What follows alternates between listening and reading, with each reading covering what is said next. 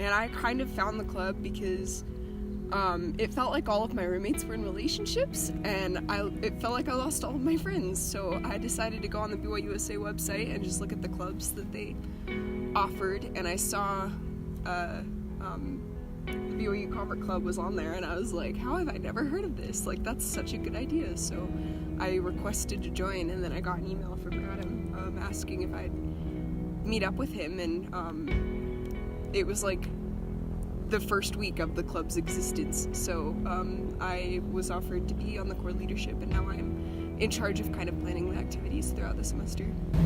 The best thing, along with what Jesse said, is the moments that we have with the individual converts.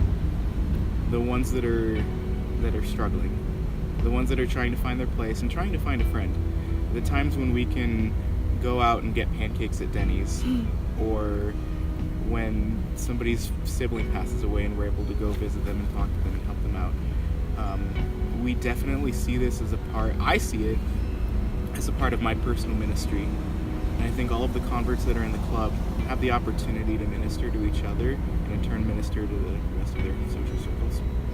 So for me, sometimes being a convert at a place where you're surrounded by people who grew up in the church, you can feel like you don't really know what you're doing, and I've had some really lonely times here at college, and so just giving me a group of people who have been through similar experiences, who know kind of what it is that I'm dealing with, it's been liberating, it's been incredible.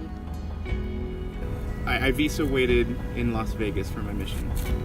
So I left the training center, and I remember being on a plane to Las Vegas. It was a Delta flight. I was on the right-hand window side.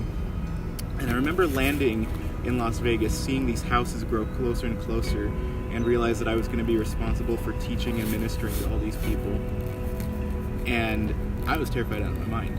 So we get to the mission home, we have a breakfast, and we go in for our first interview. And I tell the mission president, I said, listen, I don't have a testimony of really any of this.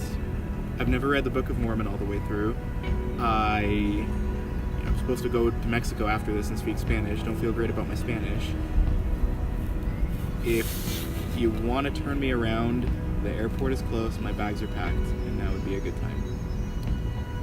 And I don't remember what he said, but I remember exactly what I understood, which was this: you belong. My message to all of the converts, not only at BYU but wherever they are, it can be hard to find your place in such a large spiritual tapestry. You may be struggling to leave behind habits. Things may have happened to you in the past, abuses and misuses of trust that are difficult to recover from. You may struggle with certain doctrines and policies.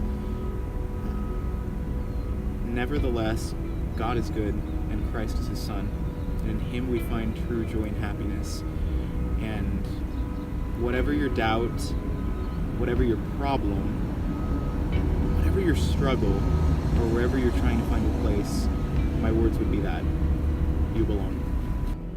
My advice to converts at BYU, I just want to quote Elder Holland. There's a Mormon message that's in High Priest of Good Things to Come. That was taken from a talk of his, and he says, don't you quit. You keep walking. You keep trying. There's help and happiness ahead. Some blessings come now, some come late, and some won't come until heaven. But for those who follow the gospel of Jesus Christ, they come. Trust God and believe in good things to come.